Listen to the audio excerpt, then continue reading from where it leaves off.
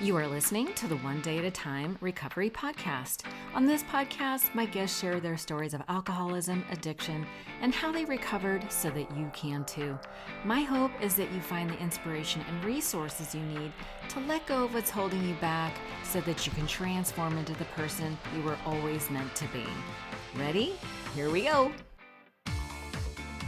Hey friend, welcome to the podcast. My name is Arlena and I'll be your host. Today I'll be joined by ESPN announcer and morning show host Pete Sousa. He is sharing his story of how he fell into addiction, the struggles he had to get sober, and the incredible work he does now to support the recovery community. But before we jump in, just a reminder that I have some free resources for you if you're just starting out on your sober journey. First, there is a private women's Facebook group where I regularly share books, podcasts, sometimes videos, meditations that are actually helping me stay sober today.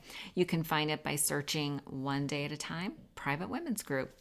The other resource is a free downloadable guide called How to Quit Drinking, 30 Tips for Your First 30 Days. It has some of my best suggestions for the biggest challenges most people face in the beginning, like how to tell your friends and family, how to deal with cravings, how to socialize, and what feelings to expect in the beginning. You'll find it on my website at soberlifeschool.com. And of course, if you are looking for private one-on-one coaching, you can book a free 30-minute call to see if sober coaching is right for you. You can also find that at soberlifeschool.com as well. I'm really excited to share this conversation with you. So without further delay, please enjoy this episode with Pete. Well, Pete, thank you so much for joining me today.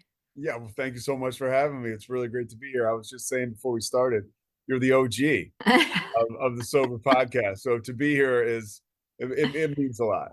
Oh, but you're so sweet. Thank you so much. Yeah, it'll be 8 years next month. That's amazing. I mean, you really were at the forefront. We were talking about our buddy Shane, that Sober Guy podcast. Yeah. And you, I mean, when I started to look for sober podcasts, when my iTunes or whatever would populate, it would be you guys. And that's pretty cool. Isn't that funny? Yeah. Yeah. Yeah, it's been a minute and there's a lot of One of the first new sober voices I heard. That And is podcast wild. run. Yeah.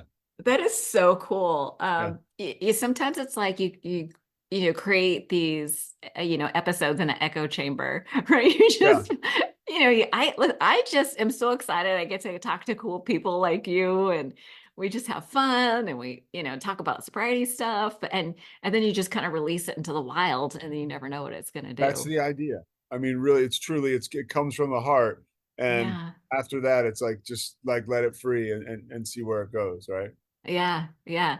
And it's led to some really, and I'm sure you've had this experience too with your podcast, you just get to talk to people you normally wouldn't get to talk to. I'm sure you reach out to you and just be like, hey. Yeah. Whether it's the people I'm talking to on the other end, like talking to you when you came on my podcast, or just talking to people that hear it and maybe it strikes a chord in them. It's Yeah. all really super beneficial. And and sometimes it's uncomfortable too, like to make the steps to do it, because I don't like doing work. Right. So but it's always fulfilling, right? It's the same Yeah. thing that got me drunk. And I refuse to get sober because I just, like, that looks hard, so Yeah. let's not do it. Let's just take the shortcut. That was my whole life. Yeah. Well, we got to get into it because I am totally, I know you have a really good story, but first we're going to play a little game. We're going to play a little game called the lightning round, which is very slow, which you may have heard. I have, yes. Um, I know you've been sober for a while, but when you first got sober, was there a book that really helped you early on?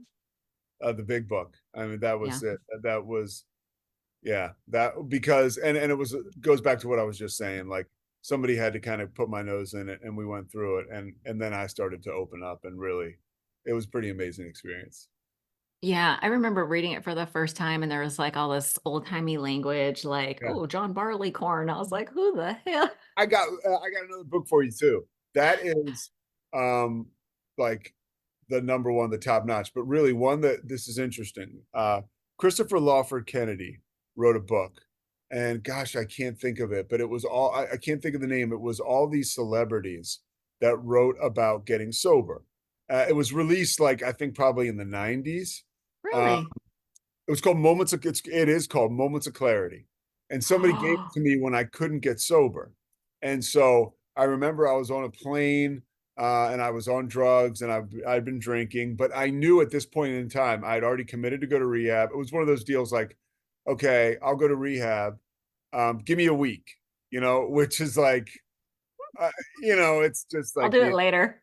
yeah, yeah. But I knew I was going to treatment when I was flying on this plane for like my last little trip. And I was reading the book, and like Lou Gossett Jr. has a chapter, Alec Baldwin has a chapter, Jamie Lee Curtis has a chapter, Hollywood Henderson has a chapter, and it changed my life. Like I remember thinking, if these people can do this, these people who for whatever malfunction that I have, I put on such a pedestal, Mhm. um, that if they can do it, I can do it. And they seem like they're doing great. I didn't know that these people were sober because Yeah, they seemed like they were living these fulfilled, amazing lives. And here I was thinking I was in some prison, and that just wasn't the truth. that is Moments of wild. clarity. Yeah. Yeah, moments of clarity. I often thought about doing a book. This title, Evidence of God, keeps coming up because we have like these little serendipitous moments where I don't know if they necessarily translate. I mean, I've had moments where I'm just like there was something at play that I couldn't explain that was so deeply personal and moving to me. It was like a God shot. It was like an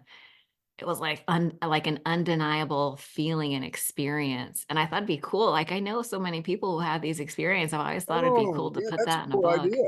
Yeah, Yeah, maybe I'll have to that's a listen, cool idea. somebody needs to do it. Maybe it'll Yeah, be me. I don't know. But I'm gonna totally check that out. yeah, I'm gonna look that one up. I have read the big book, but I will read the other one. yeah, yeah, yeah. That's right in your wheelhouse, the second one. What's that? That's right in your wheelhouse, the second one. I think The you'll, second one, yeah, I yeah. will totally check that out. Do you have a mantra or quote that you live by? Like mine, obviously, is like the one day at a time. Like that has meant a lot to me. Is there a saying? Like there's so many little cliches. Is there anything that kind of carries you through?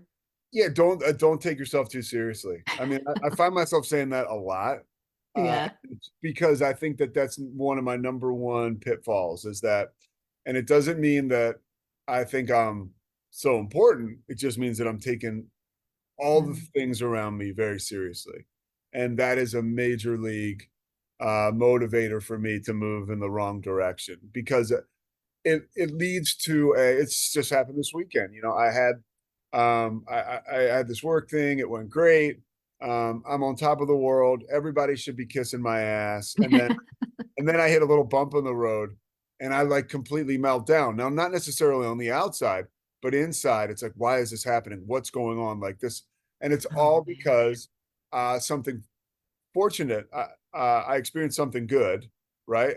And I took myself too seriously. And then I thought that I was, oh, wow, like everything's got to go perfect from here on out. And it's just like, when I'm not taking myself seriously, you live life like a loose shirt, and like it's such a party. I mean, life is great, really, I hear and it's you. like you can manage all the stuff that comes your way. Dude, that is such a good one. I mean, we were just chatting earlier before we hit record. I think I was taking myself a little too seriously. Yeah, so was I. We talked about it. You think what you have to say is so. Why do I think that what I have to say is going to be some life changing thing? Like really, like and by the way, the scariest part is when that thing is an opinion. Like, look out. Mm, Yeah, that's watch out. yeah. Nobody Yeah. needs to be in front of that. The idea that I keep coming back to is that I do not know what's right for someone else. Mm. I don't. And sometimes I think I do. And that's what happened today, as I was just telling you. I was giving unsolicited advice to a friend. Dude, Yeah, I stepped in it. And then I got all upset. And now that you say that, I go, oh, I was taking myself too seriously. yeah, 100%. And it's Yeah. like I can't resist the temptation either. Sometimes I was like, what I Yeah. have to say is so important. I need to tell this person like this is the exception, right? Because I know that by Right. a rule, don't give people unsolicited advice. But now, oh no, no, now is the time. Yeah, Yeah, I think, oh, we're friends. So I have the right to yeah, be like, hey, I guess that's kind of like we were talking also about we have to have people in our lives who will tell us the truth. Absolutely. And I think that's kind of where I went astray today is I was thinking, oh, I should tell her the truth, but she didn't ask me. That'll do it just about every time. Yeah. Oh, so close. No cigar. Oh well. Okay, as far as self-care goes, I know you do a lot of, work on yourself. Do you have like a morning routine or do you think of it as a weekly practice? What does that look like for you? Morning routine's coming soon. Like and the reason I say that is because I get up so early. I'm in this field of work now where I get up at 3:30 a.m. every morning, and it has been like such a gift and such a curse as far as like a routine is concerned. So Mm, I constantly find myself, and this is my own stuff, but I play catch up a lot. So mhm. like I definitely go to meetings. I see a therapist, running on a trail, walking on a trail. That outdoor stuff is huge for me. Oh yeah. Like that is like today I'll get outside for a run. Um, and it's just it's meant everything to me. Yeah. In sobriety, that is weaved in with the things we're talking about, the therapy, and I love meditation. therapy. Yeah, I love therapy too. Meditation, oh, by the way, that also works, but like anything else, you have to practice it, and I don't like to practice anything. So You're an that athlete. You yeah, should be good at it's practicing. fleeting, it's fleeting, but I know that that works, and when I'm really Yeah. in a rhythm, that is all good. Well, okay, so this brings up a really good point that we can allow ourselves to be flexible, right? Like you're getting up so early and everyone's always Yeah. talking about a morning routine, but you're getting up so early. I mean, probably by the time you get off work, it's still morning. Yeah, no, it really is. And so a lot of times I'll go to a meeting at noon, if the Okay. window is open. And I'm very fortunate. Like Yeah. I do have a lot of alcoholics in my life, alcoholics in recovery. So I'm Yeah. constantly talking to other people about recovery and talking and connecting with other alcoholics. And I'm also everybody around me knows I'm sober. Yeah. And I don't hit people over the head with it, but as sooner or later, if you're close to me, you're going to know that's part of the drill. So I don't Yeah. shy away from talking about it. And I think that Yeah. that is, for me, a big self-care portion of it all. I think sometimes, myself included, we can be way too hard on ourselves about what is self-care. I do think we should prioritize it and go out of our way for it. But at the same time, too, I think there's a lot of stuff I'm doing every day that is self-care. That if I'm not really if I'm talking down to myself, right, and being hard on myself, I'm like, you haven't done anything. It's like, well, yeah, you have. If Yeah. somebody else called me and said, have I done anything today? I'd be like, absolutely. But if it's me, Yeah. like, you're being lazy. Yeah. I did that this weekend where I got up early and I was outside and I was planting flowers and doing all this stuff. And then the afternoon, I was just sitting around. I looked at my husband. I was like, God, I'm so lazy. And he was like, What are you talking Yeah, about? what are you talking about? I was like, Yeah. Oh, that's right. I totally forgot. It's, it's nice to have people in our lives who can remind us of Remind us. Yes. Yeah. that's awesome. So you've been sober for a while now. I want to say 12 years. Is that accurate? November 7th, 2011. So this November would, God willing, be 13 years. Yeah. That's amazing. That's amazing. Yeah. Um, looking back over all this time, if you could talk to your brand new sober self, is there one thing you wish you would have known back then? When I first got sober, Yeah. it gets so much better. Uh, just like buckle up, and like your wildest dreams can come true. But you have to be willing to go to any lengths. And Yeah. it's pretty amazing. I was just talking to somebody earlier today about my life, and they kind of put it back on me, and I checked in. I was like, well, how do you think I'm doing with like, and they were like, look, you've gone from 0 to 60, like career wise, in a positive way. Like, in Yeah. my mind, I don't have everything that I want, but in this person's mind, it's like you had zero. Yeah. And so that we lose sight of that. Yeah. And I like you said, newly sober self, I would be thrilled with all the things I have going today. I remember when I first got sober, and this is different. Maybe some people in sobriety have this now, but this isn't necessarily something that I wanted. My phone never, this is even in sobriety. Like if I got a couple text messages a day, that was a huge deal. I mean, I didn't have a phone for like 6 months, right? I went into a treatment center and then I lived in a Mm. halfway house. And so I remember thinking like, I guess like nobody's gonna be like, I guess this is it, right? Like I guess like nobody's really blowing up my phone. And now people blow up my phone and I get annoyed. So You're all so many friends. I can't stand yeah. it. Yeah. I mean, I don't have enough time for all the good things in my life, and That's sometimes amazing. I can because of the disease, I can hold them at bay. I hold them off because I want to isolate. And that's not Oh, good. Yeah. But I would yeah. tell answer that's a long answer. I would just say, hey, like buckle up, like it gets so much better and your wildest dreams can come true. And it really is, somebody said, I've just many people have said, but I wish you a slow recovery. Like I've experienced that. And it's Mm, probably the best way. yeah. Do you feel like it's the best way because you build a really solid foundation? You're kind of 100%. forced to, There were yeah. certain opportunities that I thought in my life, okay, this is about to happen. This is it. This is my break or whatever. And I failed, not because of drinking, not just because I failed. And I look back now and every time something better has come along. And it's that's like you talked about, we talked about a little earlier about that book you wanted to write, these God moments where it's like, oh, like that was God working in my life. I probably wasn't ready yet. Um, Yeah. so I certainly feel that way. Yeah. I've had those moments where I really thought I wanted something early in sobriety, and I had a sponsor tell me that God either says yes, not yet, or I have something better. Mm. And I never believed that last part.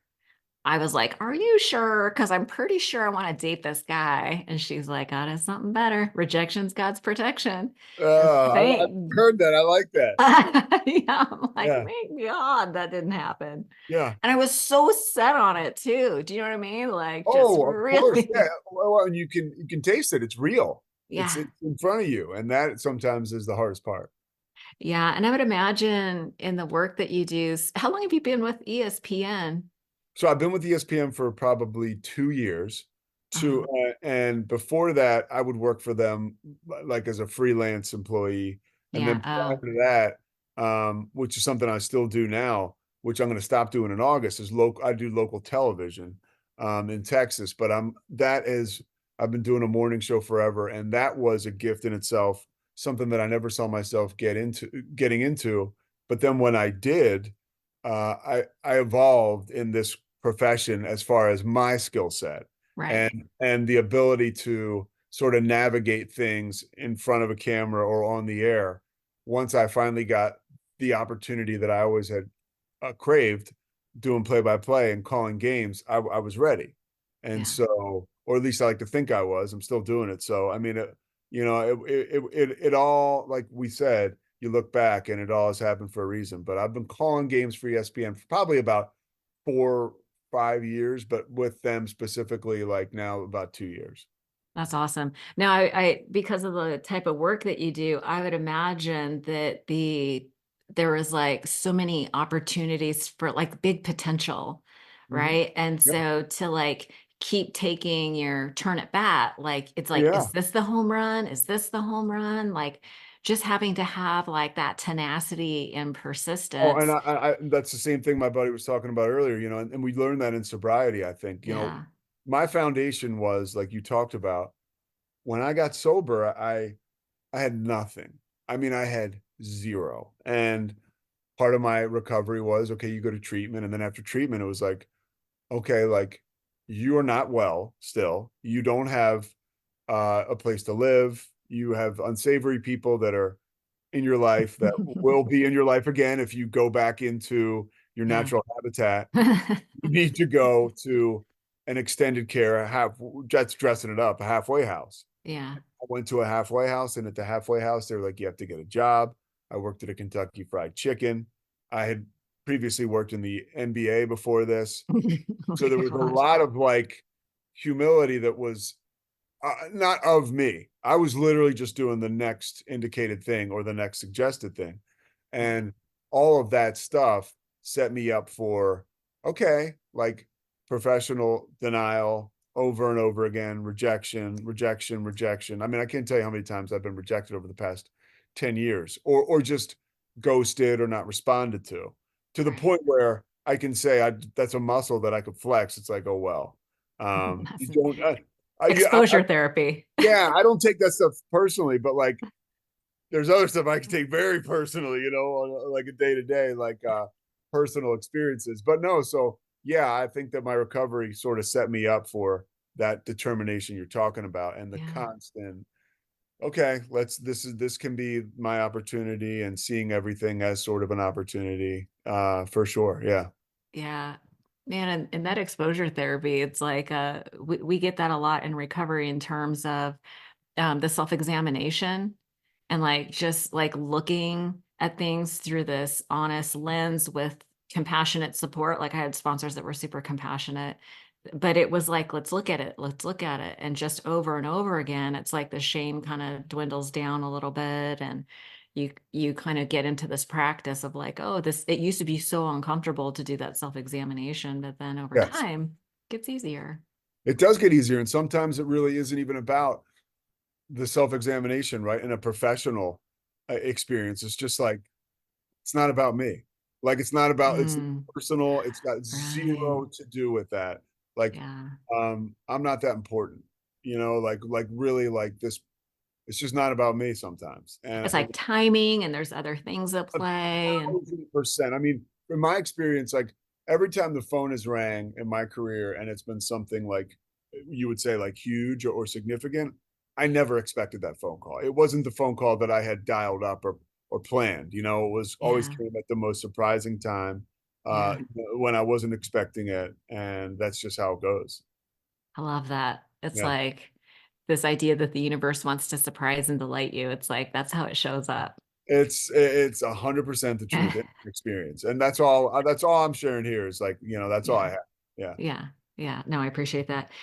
So let's talk a little bit about how we got here. Cause and I always like to start off with childhood stuff because I feel like that sets the stage. And a lot of times I just spoke to a gal yesterday who scored a 0 on the ACEs, the adverse childhood experiences Oh, wow. quiz, I guess it's, and so for her it didn't really apply. But tell me a little bit about the household that you grew up, like a little bit about your parents and how you grew up. Gladly. I grew up in a warm look. Here's the deal. That's always like a way to really set something up, right? Here's the deal. Here's the I deal. myself That's a saying good that, but setup. that's when I'm about to say something I think like personal or what I deem as controversial. My brother Kevin would tell you, like, he had a different set of parents than I did. He was the oldest by Ah, 7 or 8 years. My father was for sure an alcoholic.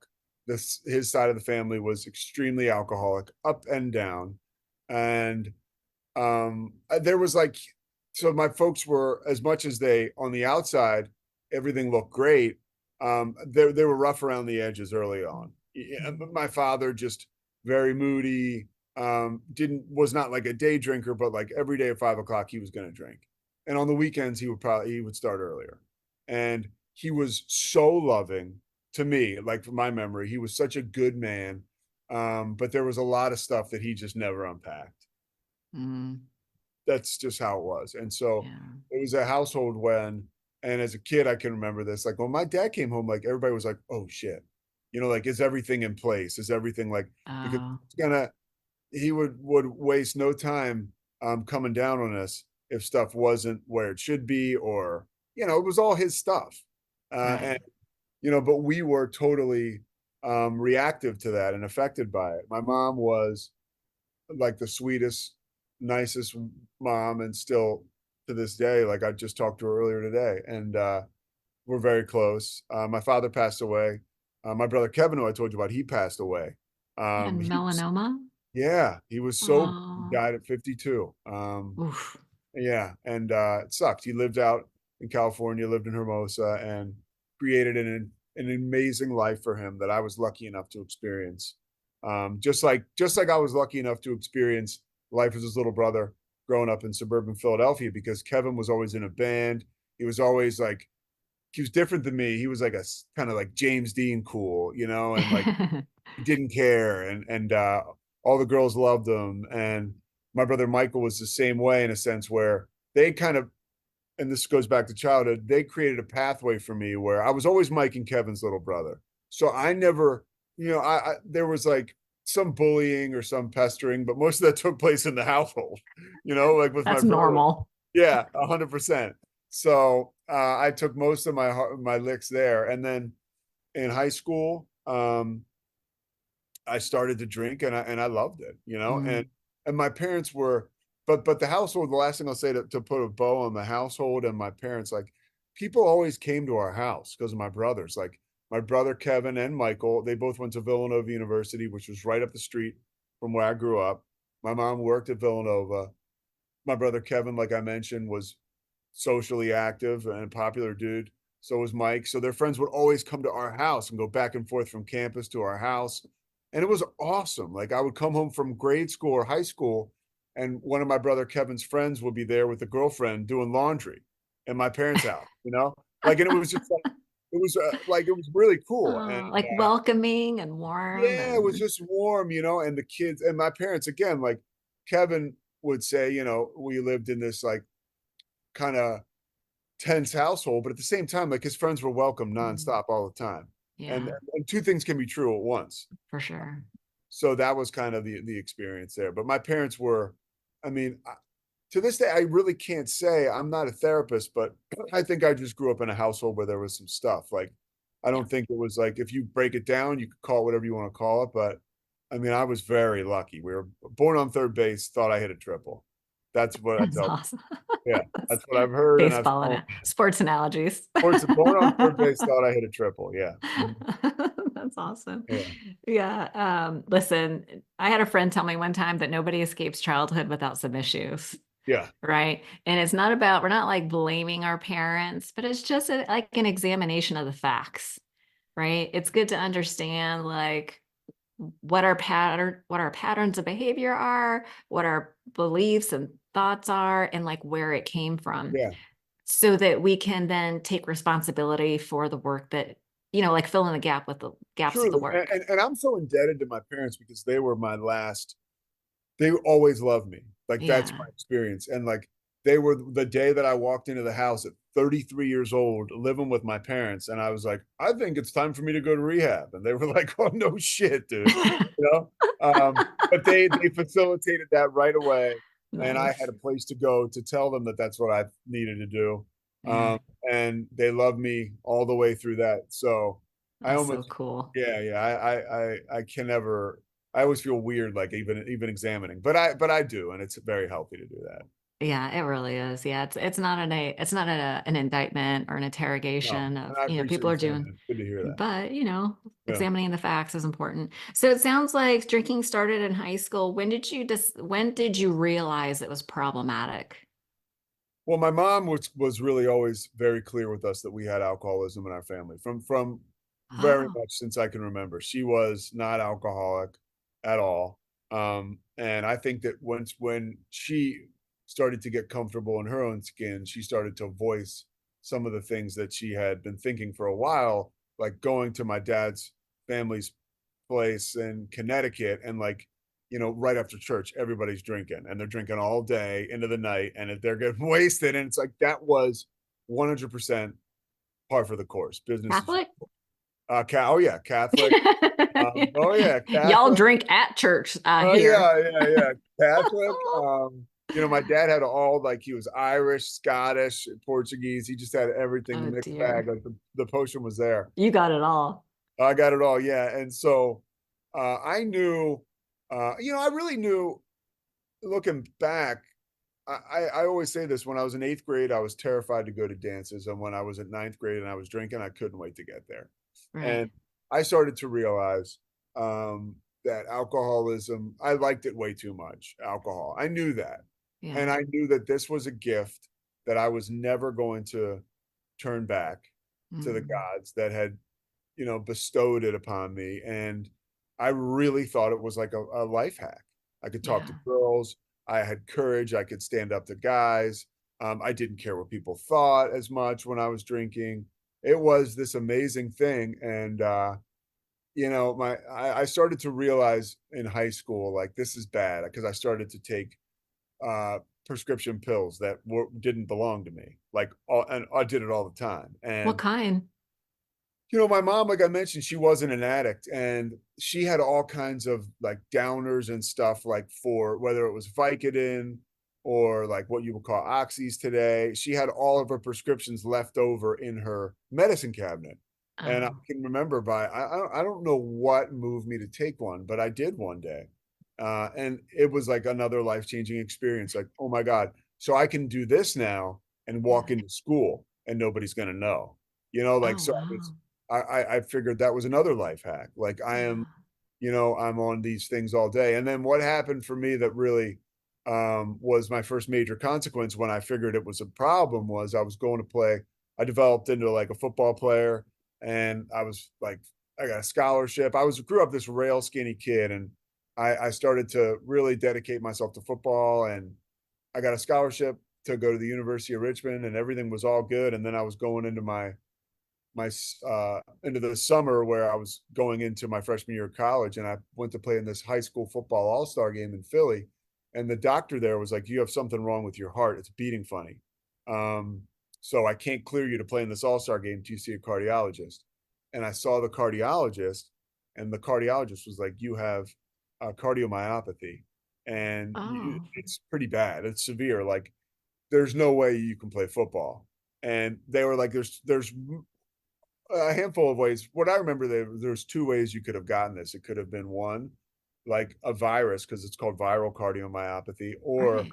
you could have gotten it through, alcohol and drugs. And I remember being like, yeah, virus. Like, no way was it the alcohol and drugs. And in my mind, I'm thinking like, Wow. oh shit, like the wall started Wow. to close in. That was my first major consequence. When in my heart of hearts, I knew that it was because of alcohol and drugs. Even if it wasn't, that's what I knew, right? In my head, because Yeah. I've been abusing the shit out of my body, like drinking all the time, working out all the time, taking all kinds of prescription drugs, like anything. You hand it to me, Right. I would take it and then ask you what it was. Like that was like all day, That sounds right? familiar. Yeah, right. Yeah. So so that was a big consequence, and also a real sign when I look back, because I was like, oh well, it's not the alcohol. It must have been a virus. Like, so that's when I started to realize like, oh wow, this thing's like going off the rails. But I can't let it because I love it so much. Yeah. I'm curious about the cardiomyopathy. I had a cousin who actually died from that. Yeah. So how did you heal? Did you heal from that or? Oh, I'm not healed. So it's basically it was viral. So my heart um healed to a degree. It was like Okay. they have this thing called, in people that are familiar, it's called ejection fraction, and it's basically your heart's function. And my Okay. ejection fraction was like so low, like a 20, which is like bad. Like they would like, I remember I went through the cardio unit at Penn Hospital in Philly, and they were like, there were kids who weren't getting out of bed because they had the same exact numbers and stuff that I did, but I was what they called asymptomatic. Uh, Wow. so basically, they put me on meds, which I didn't take at all when I was drinking and using. I took for a little bit. Um, and I have this heart problem. You want to talk about insanity, and I turned into a raging cocaine addict and alcoholic, and you know everything. And I'm still in college because they kept my scholarship, Mm. but I'm smoking weed and drinking all the time. And the cardiomyopathy was something I just ignored until just 2 years ago. I started to really start to take my meds. Mind you, I've been sober for 10 years, so I'm still like an idiot, right? Like I still kind of didn't like address like that. All right. I would see my doctor and stuff, but for years they were like, you need to get a defibrillator. And I finally did this past like 2 summers ago. I got a pacemaker defibrillator, which is like a insurance policy if something were to happen. And I Right. take my medicine, and everything. I feel good today, um, Okay. and I'm able to do whatever. Uh, Yeah. there's as far as like long term, I could do kind of think like, because I want to live long. I'm Yeah. always like, I need to start just making healthier decisions, like we all think. But I think the stakes are kind of high for somebody that has my condition. I know my doctors would tell you that. Yeah, for sure. And your mom. Yeah, oh yeah, yeah, Your mom will tell you that. Okay, yeah, that's really interesting. So it yeah. just sort of highlights the insanity of this disease where Uh-huh. it's like you're living with this heart condition and you're doing cocaine. Yeah, and I'm taking any kind of upper, Any, any uppers, Adderall, cocaine. It was like, that was like my thing. And you mix that with alcohol. It was like, where has this been? And Yeah. that was the moment I was living in New York after college. And I remember the first time I really like did my own cocaine, like where I got a drug dealer. I went into the bathroom with my own bag and I did it. And I just remember thinking like, this is something I need to do probably every day for the rest of my life. Like that's what went off in my brain. Right. That's how, and that's why it was easy for me. Not easy, but eventually when I was ready to put down the sword and Yeah. all the weaponry and stop fighting, is like, dude, something happens to me when this stuff goes into my brain. It does not happen to other people that I know and people that I love and respect. Like Yeah. there's something going on here that like Yeah. doesn't make me a bad guy. It just makes Right. me somebody who needs to eliminate this stuff from my life. It's so simple, right? If we hear this, and if I told you tomatoes would kill you, wouldn't you stop having tomatoes? Like, yeah, Right. but I Yeah. couldn't stop. I couldn't resist this stuff. I know. Man, that's a Yeah, terrible feeling to, yeah, to be wrestling with. Is like, I know I have to stop doing this, but I can't. It yeah. feels like we can't. Oh, I feel 100%, but we can. Yeah, we can. Yeah, Yeah, with help. yeah, yeah. So, so did you do jail? Did you ever go to jail or I mean, I went to jail a bunch of times for the DUIs, like little, like nothing huge, oh, but just a little DUI? I mean, yeah, yeah. Go on, I didn't kill anybody, but I Yeah. try to minimize No that. homicide. That's Yeah, good. yeah. That's But good. I did. I mean, I got my first DUI when I was a senior in college, and then I got another one like 2 years after that. And I like to spread them out. I got like another one, so I ended up racking up like a bunch. And and I was so, because of my alcoholism, I would say like incompetent about just handling like shit. Like I still struggle with like executing like little stuff. I didn't have a license till I was 21. So I was like borrowing other people's cars and getting DUIs. Pete, Like, that's yeah. Oh so yeah, yeah. funny. Right. Yeah. It's Funny now, hilarious. right? Yeah, yeah. But yeah, I mean, I was totaling cars that didn't belong to me and I had a license to drive. And You're a this is terrible like, friend.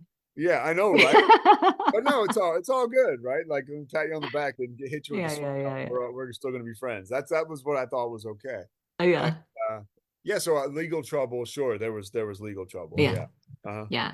Mhm. And what was it that finally, like, did you have a moment of clarity where you were just like, that's it, I'm done? Or was it a process? I hear from a lot of people that it's like a process, but sometimes there are moments that sort of There was change our so many history. consequences, and so much pain. I mean, so many relationships that were just completely fried, and so many opportunities. Like I was gift wrapped a lot of great opportunities, and some of Mhm. which, I had a little bit of clarity at times in drinking where I would like work for them. But like for the most part, I was put in incredible opportunities to get offered opportunities or put in incredible situations to get these opportunities. And I think that really started to resonate with me when I couldn't get any more. Uh, Mm. Nobody wanted to be my friend, and my family members had cut me off. I think the last story I what the last thing that really happened was I was dating this girl. We went over to one of my best friends, a brother of mine, basically today. He's sober now. Talk to this guy every day.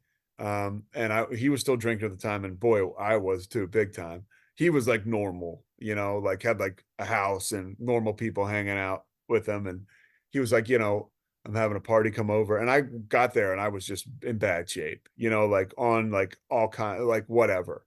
And I got into a fight with this girl. He threw me out of the party. We left the party. We tried to leave the house. It was raining. We drove the car into a creek. So Oof. now we're at this like regular house party and we've like completely ruined it. And we come back in, we're muddy, we're fighting. My buddy was just like, dude, you got to go. And the next day we had to get the car towed out of the creek. So the car's getting towed out of the creek. And I remember being like to him, like, hey, can we keep this between us? And he was like, dude, like what, And he told me, he said, you're not the guy that I used to love, like 15, 20 years ago. Oof. Because we grew up together in our teens. And then, but what happened was I was with this woman the next day, and somehow, I mean, I still don't even know. My brother got her phone number, and like her phone, because my phone was lost in the mud, and she was like, it's your brother. I was like, how did he get this number? And I just knew like this is over. Like this is it. This is it. And I wanted to stop and I couldn't stop. I kept going to meetings, and I would leave and drink. This was like for about a month in October of 2011. And then this guy took me to I asked this guy to be my temporary sponsor, and he was like, "All right, like I'll pick you up and we'll go to a meeting." And at this point, it was still pretty much like a shell game for me. Like I wanted to keep drinking, and I have to show that I have a sponsor, so people believe that I'm in the program. But this had happened. I'm in this situation now on the heels of that party, and my brother called me, and this guy's like, "Hey, I'll pick you up. We'll go to a meeting, like I told you." And we go to a restaurant. He's like, I was like, shit. Because I was like on drugs at the time. So I was like, now I got to sit in front of this guy. He's like, let's just go to dinner and talk. And this guy tells me pretty much his story. And the best advice I ever got, I guess, was unsolicited, because he said to me, but it was part of his story. He was an alcoholic sharing another. But the guy did say, he goes, you should probably go to rehab. And that was one card I hadn't played because in my mind, I always thought that I wasn't that bad. Which I mean, come and and Despite all the evidence to the contrary. yeah, I felt like if you didn't go to rehab, you never actually relapsed. So that Ah, was like, alcoholic logic. yeah, oh, of course. So yeah, I said it was like God opened up the smallest window, Yeah. and I just crawled and fell on the other side. And Wow. that moment, I really did feel a huge weight off me, because I remember thinking like, okay, that's good, what I'm going to do. And I did it. I mean, I told my parents, and at that point, it was just like, I just kind of had to show up to get taken to rehab. And then, Yeah. the magic started to really, I mean, it was pretty wild. What started to happen, the amazing stuff that started to happen, like internally. What was it that started to happen? I started to, well, I just quit fighting. I mean, truly, I quit fighting, and I really, really embraced sobriety. Like when I was in, Mm, like, I wouldn't say that I was like, you know, the most attentive person, or there were more people who were probably more into it than I was, quote unquote. But I was showing up at everything, knowing that like, and look, it's like this, Arlena, like it made me feel good. So I kept doing it. yeah. Like Hmm. if I was vulnerable in a group session, I felt good afterwards. And Yeah. then I would talk to somebody else about addiction and recovery from addiction after that group, and I would feel good. And I started to, like, and one of the things that got me there, this is crazy, but I remember, because I was talking to somebody about this recently, when I was talking about going to treatment, this guy was like, when you get there, they'll put you on like something like a Valium. And I remember being like, ooh, like, Really?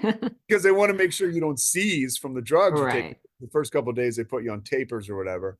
Yeah. Um, and so once all that was like over and the fog like totally lifted, I remember too, a key moment was a guy was talking to all of us in the rehab, and it was almost like this is your brain on drugs. But I remember he was like, okay, here's your brain right now. You just got into rehab. This is like the average person that comes in here. And the brain is like really messed up, all the damage you've done, right? To the Hmm. frontal lobe or whatever. A doctor would say this better than me. And then like there's 18 months after, and your brain is like, you tell it starts to heal. It's almost Yeah. back to normal. And then there's like 3 years after. And then like, and it was quicker than that. It was like 6 months, 18 months. It was like back to normal. Well, a lot quicker than I thought it was possible. I Right. never thought I'd be normal again. And I Yeah. remember thinking like, or asking somebody or asking the speaker, like, so I can like, you tell me I'll be able to go to the movies, have popcorn and like candy, and that will blow my mind like it did when I was like in seventh grade. And they were basically like, yeah. And I remember thinking like, all right, like I'm in. Like this is like that's even more of the reason. And there Yeah. was another experience I share this with people, like, because I think it's important for people in early sobriety. At least it was important for me. The woman I was dating, who just wasn't ready to date anybody, and neither was I. We were both on the same train. She showed up to the rehab where I was, and she had like we got into like a little bit of a fight. Like she was showing me pictures of her daughter on her phone, and a text message came up from a guy, and I started to get like insecure, and I was like, "Who's the guy? Who is he? Show me the message." And I'm in rehab. I'm 14 days sober, and up until this point, it's been smooth sailing. And I remember being like, we were in a chapel at the rehab, and I don't remember exactly. I think I asked God for the strength or something happened, but I was like, hey, I'd like you to leave. Like, clearly this isn't working.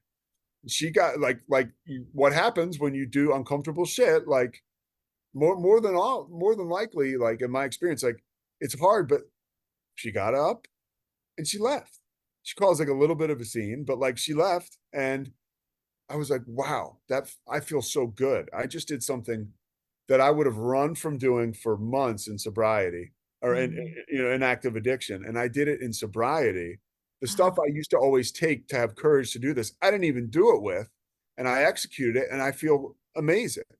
And that was the first esteemable act that I ever produced in sobriety. And now, even today, when I can do esteemable things, I'll feel good, Yeah. but I still have that guy in me that doesn't want to do the hard thing. But so that was like a pretty big turning point. That, and when I got to the halfway house and they were like, you got to get a job. And I worked at KFC. And that gave me a pretty good perspective on life. Yeah, listen, they say that the quality of your life depends on your willingness to have uncomfortable conversations. And what a perfect example of being honest with yourself and having the courage to be honest with someone else, Yeah.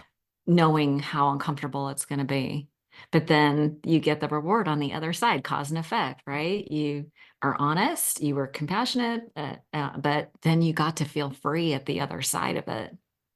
And they say, to your point, you know, this doing things in sobriety the right way gives me that same juice that alcohol and drugs gave me. That is no BS. That is a fact as far as my experience has been concerned. So, Yeah. like, if this wasn't fun, or if I wouldn't be doing it, I Right. promise you, I would have gone back to drinking and using long ago. But it's Isn't that funny? yeah, Everyone thinks that when they get sober, like, oh, all the fun is life is over. that's what I It's just, thought. Yeah, and is that true? not true at Oh, all. no. Yeah, Let's talk about some of the fun things because I really enjoy the type of work that you're doing. You yeah, know, you've done some really cool stuff in sobriety and you've been able to maintain like a sense of groundedness. You know, you talk about being right sized, and that's kind of, 12 step speak for what happens when you go through the process of all the steps. And it sounds like you had a sponsor and you did all the steps. Is that yeah, yeah. accurate? Yeah. Uh-huh. And then doing therapy and stuff. I mean, we really heal a lot of this stuff, which allows us to enjoy life and actually achieve things and create a life we love. Tell me a little bit about what life is like now. You were just talking about something like amazing that had happened. Yeah. What Well, kind of no, I stuff? mean, I'm just, I, I want to say, well, AA, right? Like, and like recovery, 12 Yeah. step, but Yeah. recovery, would you say, Okay. um, has given me such confidence. It enabled me to start putting myself back out there. And, Nice. through the work I did with step work and all that stuff, like there were people who professionally I had, lit a match and burnt the bridge. And when the time was right, working with my sponsor, I would connect with them, doing amends. And, if they didn't move on, I sure did. And 99% of the time they did too. They were Yeah. like, no sweat. And, No. that reinvigorated me professionally. And because I'd worked in sports prior to my addiction getting just completely off the rails. So I sort of flamed out, not like in dramatic fashion, but all the people I'd worked with in pro sports or college sports, or, I worked at USA basketball. They knew that Pete was a wayward soul addicted to alcohol and drugs. So people now were starting to see me in a light where I was healthy, and opportunity started to show up.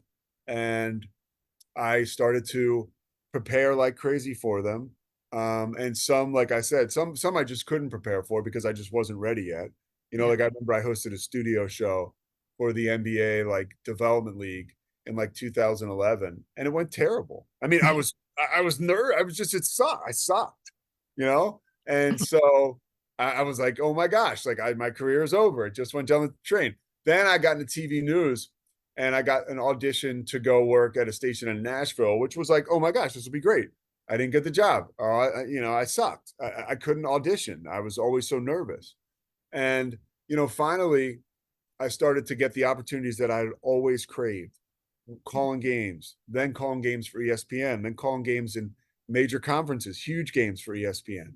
And those are the things now that have come into my life, but it's all because of sobriety. I'll mention this, and this is like the biggest irony ever for me, but it's God working. When I 3, 4 years ago, it was during the pandemic, and the guy, the podcast network where I live in Texas, and I live in Waco, they came to the TV station I worked at, and they were like, "We're going to give a free pod." They were just starting up. We're going to have a free podcast for people who are interested. If you play this game, whatever. We talked about it.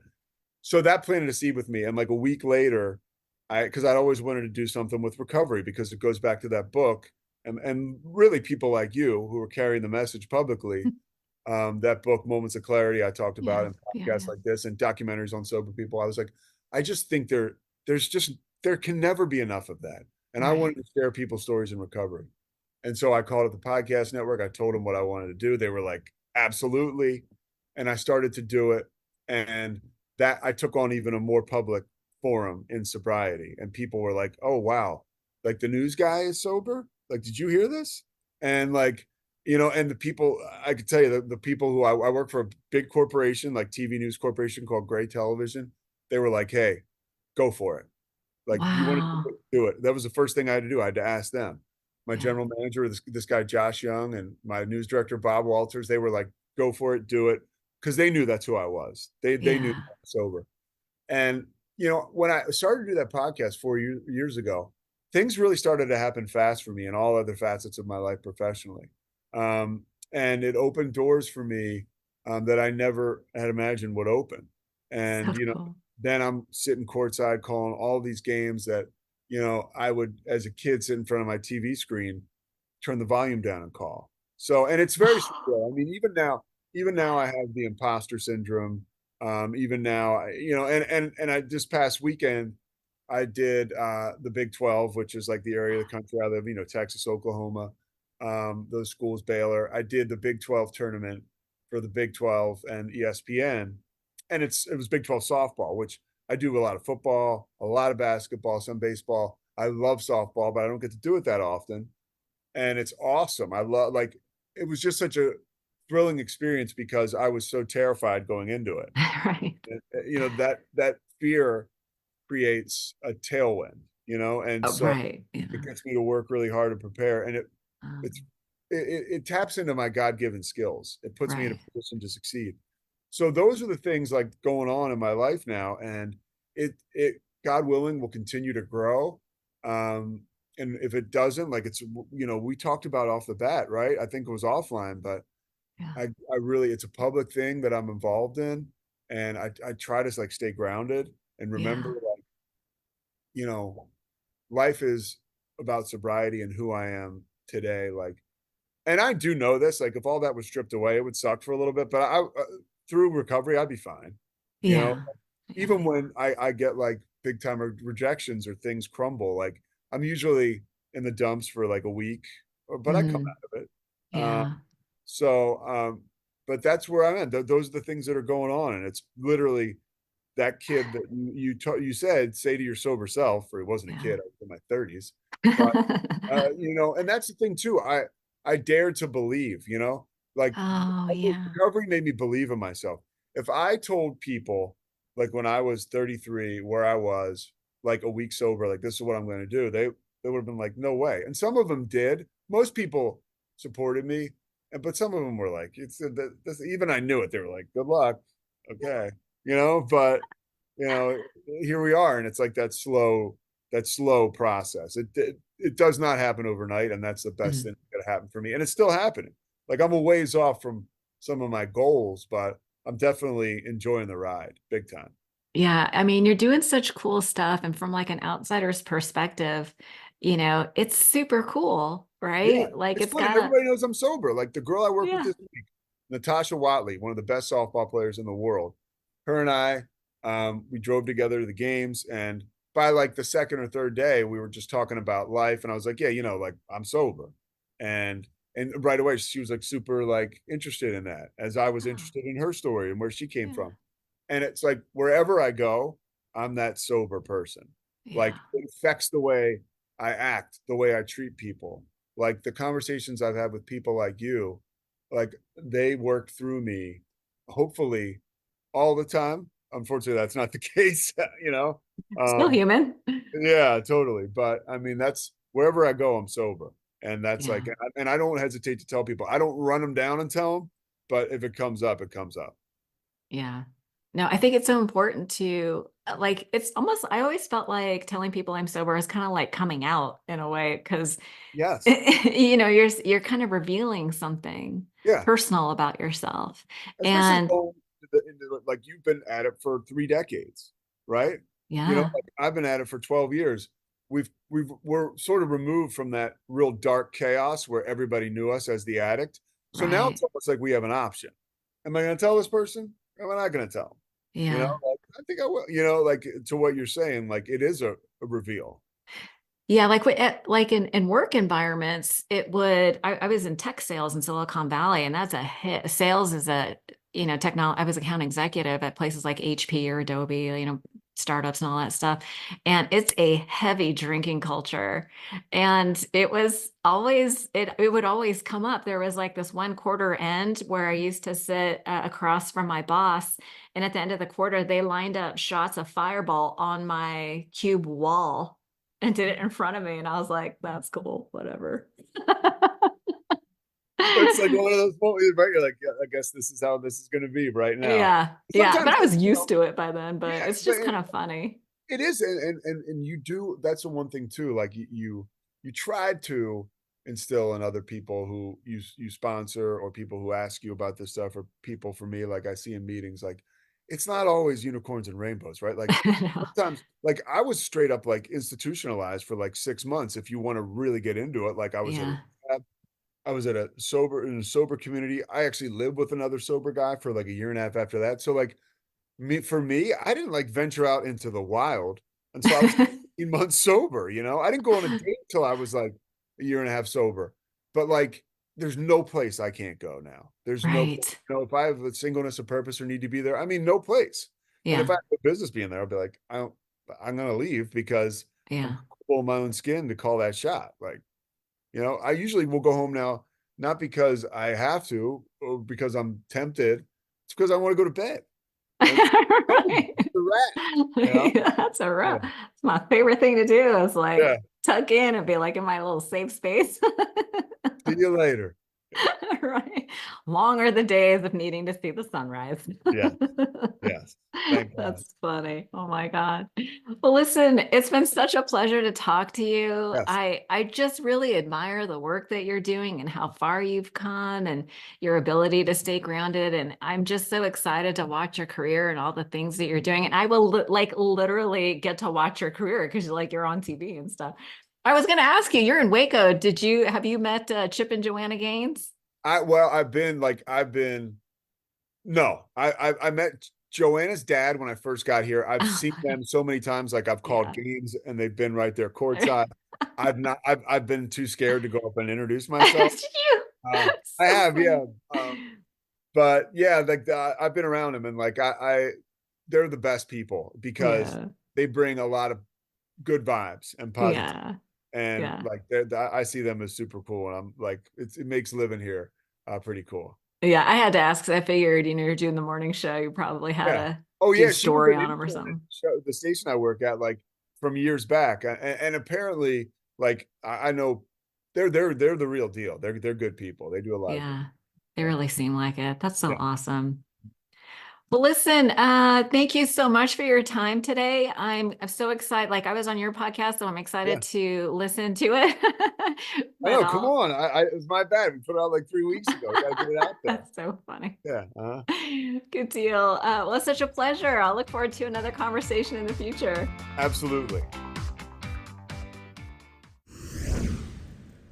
One last thing before you go, if you enjoyed the podcast today, please don't forget to subscribe on iTunes or Stitcher and leave a review.